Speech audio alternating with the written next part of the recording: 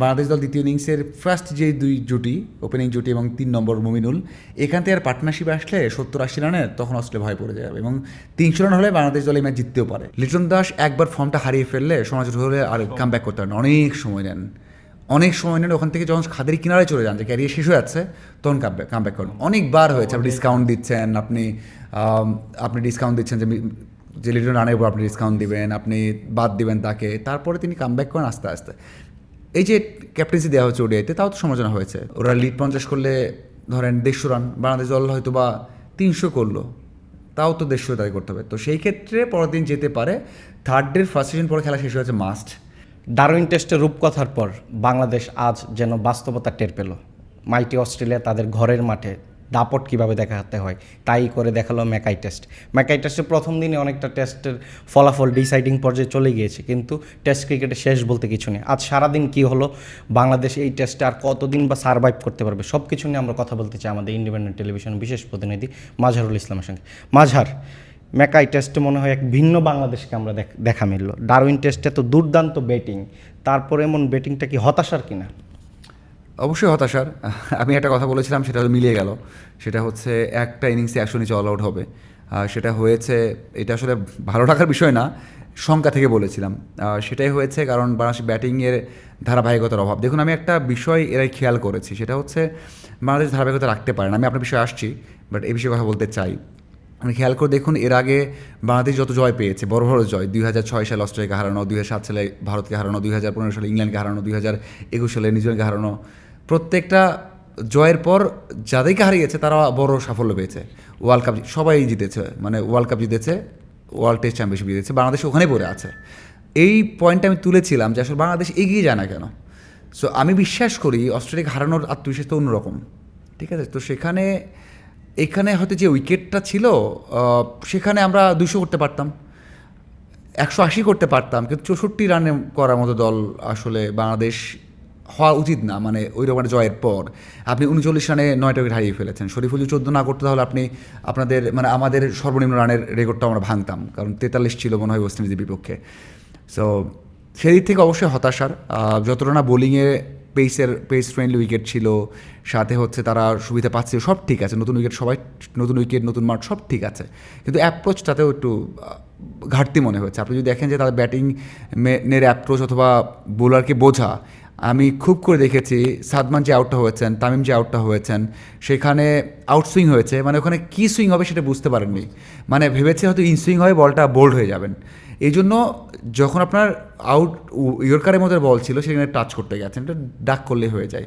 Mushfiq যেবল out হয়েছে, মানে কামিংসের বল তো 140-45 টানা করেন না, ইনসুইং করেছেন এবং ব্যাটের ফাঁকে গেছে। হ্যাঁ, এখন আমরা বলতে পারি যে উইকেট খুবই আনপ্লেয়েবল ছিল, আমি অস্বীকার করছি না, এবং অস্ট্রেলিয়া চেয়েছেই এমন। বাট আমার মনে হয়েছে এখানে বাংলাদেশ দল 180 থেকে 200 করতে পারতো। এই এতগুলো রান যে হয়নি সেটা আসলে ব্যাটারদের ব্যর্থতাই বলবো আমি। বাংলাদেশ ডারউইন টেস্টে টপ অর্ডার দুর্দান্ত পারফরমেন্স করলো, লোয়ার অর্ডারে ব্যর্থ ছিলেন লিটন দাস।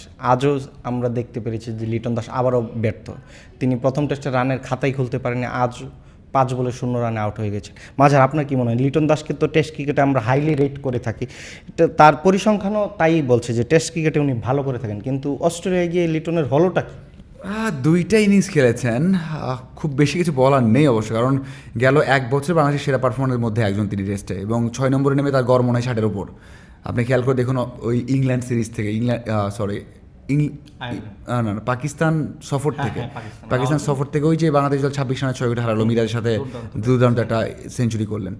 তো ওখান থেকে এখন পর্যন্ত আপনি খেয়াল করে দেখবেন যে তার ব্যাটিংয়ে দারুণ একটা ছন্দ আছে, কিন্তু অস্ট্রেলিয়া আলাদা জায়গা। এবং আমি যেটা বিশ্বাস করি এবং শঙ্কার জায়গা আমার যেটা, সেটা হচ্ছে লিটন দাস একবার ফর্মটা হারিয়ে ফেললে সমাজ হলে আর কাম ব্যাক করতে পারেন, অনেক সময় নেন ওখান থেকে যখন খাদের কিনারে চলে যান যে ক্যারিয়ার শেষ হয়ে যাচ্ছে তখন কাম ব্যাক করেন। অনেকবার হয়েছে আপনি ডিসকাউন্ট দিচ্ছেন, আপনি ডিসকাউন্ট দিচ্ছেন যে লিটন রানের উপর আপনি ডিসকাউন্ট দিবেন, আপনি বাদ দিবেন তাকে, তারপরে তিনি কাম ব্যাক করেন আস্তে আস্তে।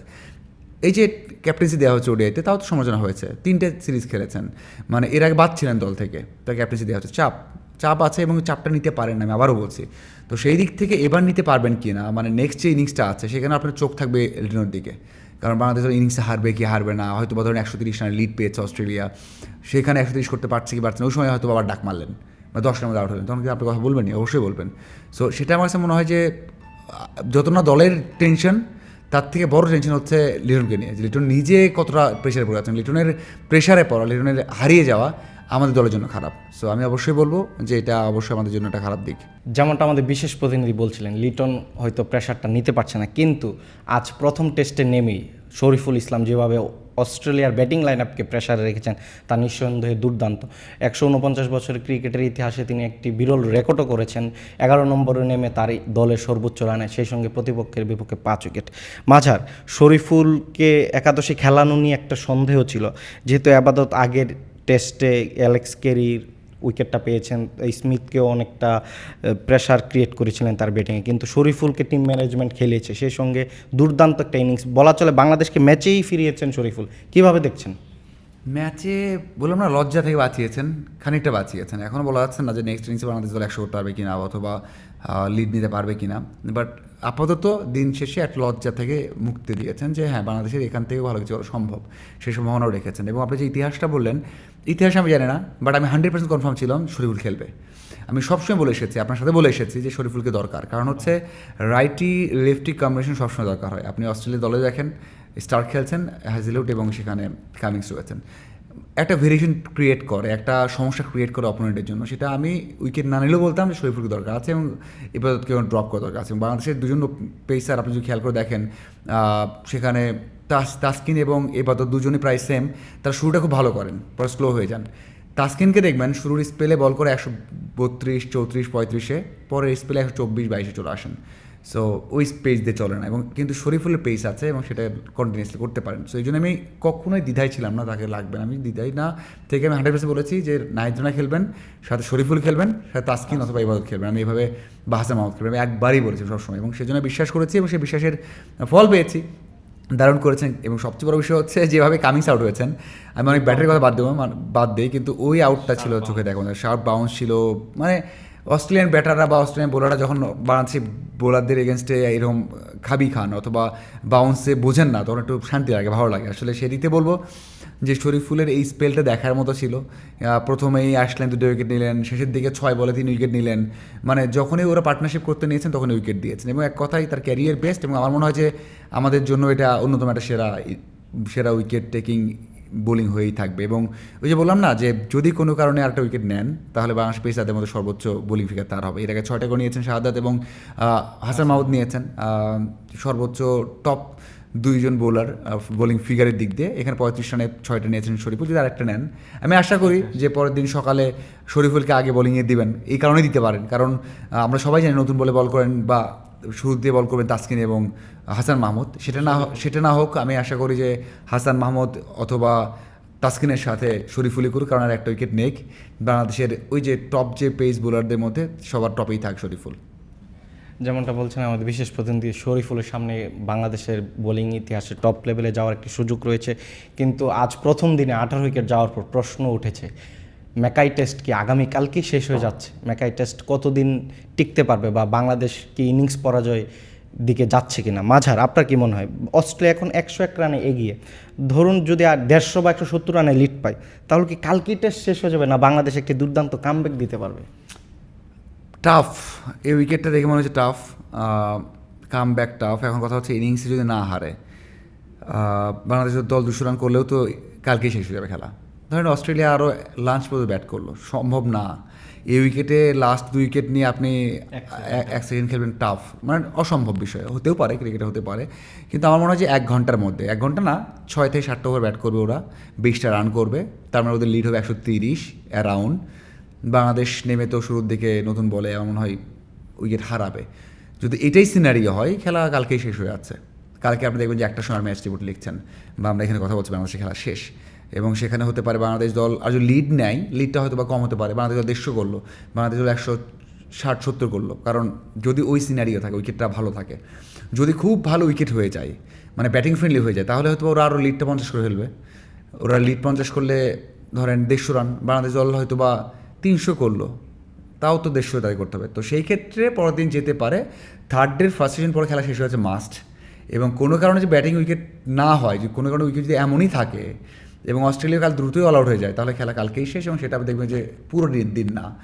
আজকে যেমন 74 ওভারে 18 উইকেট গেছে, কাল দেখবেন 70 ওভারে আরও 22 উইকেট গেছে। এটা সম্ভব, খুবই সম্ভব। 22 উইকেট তো লাগবে না। যদি আপনি ধরেন 22 উইকেট কীভাবে লাগছে, যদি কোনো কারণে বাংলাদেশ দল ইনিংস ব্যবধান হারে বা কোনো কারণে 10 রান লিড নেয়, 20 রান লিড নেয়, তাহলে তো দরকার হচ্ছে আপনার কয়টা উইকেট, এদিকে 2টা উইকেট আর 10 উইকেট, 12 উইকেট, সর্বোচ্চ 14-15টা উইকেট দরকার হচ্ছে। সো সেই দিক থেকে আমার মনে হয় যে সেকেন্ড ডেতে খেলা শেষ হয়ে যাচ্ছে। অস্ট্রেলিয়া এখন পর্যন্ত ফেভারিট, কিন্তু আমরা আসলে বলতে চাই বাংলাদেশে কি কোনোভাবেই কি জয়ের সম্ভাবনা আছে কিনা, যেহেতু আমরা দেখেছি ডারউইনে বাংলাদেশ একটা কামব্যাক করেছে। যদি বাংলাদেশ সেকেন্ড ইনিংসে 300 রানের মতো করতে পারে, অস্ট্রেলিয়ার দ্বিতীয় ইনিংসে তো 200 বা 180 রানের লক্ষ্যটা একটু টাফ হতে পারে, বাংলাদেশ কি সেই অবস্থানে যেতে পারে কিনা? আমি সেটাই বললাম, যে বললাম না 300 রান যদি করে, ধরুন ওদের লিড হলো 130, বাংলাদেশ দল করলো 300 রান, বাংলাদেশকে ডিফেন্ড করতে হবে 170 বা 180, হিউজ রান। তবে একটা অসুবিধা হচ্ছে যে সেটা থার্ড ডেতে করতে হবে, ফিফথ ডেতে না। মানে নর্মালি ফোর্থ ইনিংস হয় ফিফথ ডে বা ফোর্থ ডে শেষের দিকে। তো অস্ট্রেলিয়া এখন একটা অ্যাডভান্টেজ পাবে, তখন উইকেট একটু ফ্ল্যাট থাকবে, মানে একটু ব্যাটিং ফ্রেন্ডলি হবে। তো সেই দিক থেকে তারা প্রেশারে পড়ে, বাংলাদেশ দলের ইতিহাসে সেরা একটা টেস্ট সিরিজ হবে, কারণ ওদেরকেও যদি আমরা 5-6 উইকেট ফেলে দিতে পারি, তারপর ওরা জিতে, তাও সমস্যা নাই। তো শুধুমাত্র ইনিংস ব্যবধান না হারলেই হয়েছে, সাথে হচ্ছে কোনোভাবে বাংলাদেশ দল যদি কোনোভাবেই 8-9 উইকেটে হারলেও হারতে পারে, বাংলাদেশ জিতে যেত 9 উইকেটে ফার্স্ট ম্যাচে। সো ওটা হতে পারে, বাট আমি বিশ্বাস করি যে আপনি যেটা বলেন 300 রান করলে বাংলাদেশ দল জিততেও পারে এই ম্যাচ, এবং বাংলাদেশ দল না জিতলেও হয়তো হারবে 2 উইকেট বা 3 উইকেটে। সো আশা করতে পারি, কারণ বাংলাদেশ দল সেই বিশ্বাস তো আছে, সেই বিশ্বাসের জন্য একটা পার্টনারশিপ দরকার, একটা ইনিংস দরকার, ধরুন টপ অর্ডার ইনিংস দরকার, যেটা এর আগে হয়েছে। বাংলাদেশ দল দ্রুত উইকেট হারায়নি, শান্ত রান করেছেন, টপ অর্ডার থেকে রান করেছেন, তামিম রান করেছেন, সাদমানও শুরু ভালো করেছিলেন, কিন্তু 20 রান করলেও টিকেছিলেন অনেকক্ষণ, 53 বল উনি খেলেছিলেন। তো সেই দিক থেকে বলবো যে হ্যাঁ, নিঃসন্দেহে বাংলাদেশ দল দ্বিতীয় ইনিংসের ফার্স্ট যে 2 জুটি, ওপেনিং জুটি এবং 3 নম্বর মুমিনুল, এখান থেকে আর পার্টনারশিপ আসলে 70-80 রানের, তখন অস্ট্রেলিয়া ভয় পড়ে যাবে, এবং 300 রান হলে বাংলাদেশ দল এই ম্যাচ জিততেও পারে। যদি না জিতে, তারপরে বাংলাদেশ দল একেবারে হয়তো বা 3 উইকেট বা 2 উইকেট হারতে পারে।